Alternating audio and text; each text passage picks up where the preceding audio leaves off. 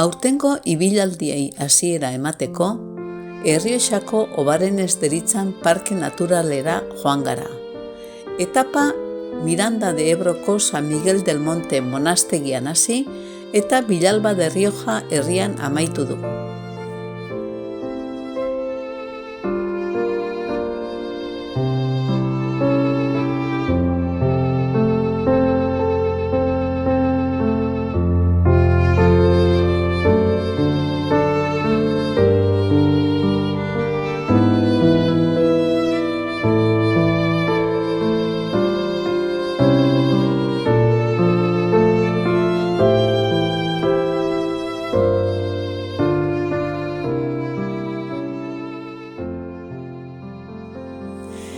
Bederatzireun metro inguruko garaiera duten mendietatik ibili gara, eta Peñalraio mendia izan da altuena bere 956 metrorekin.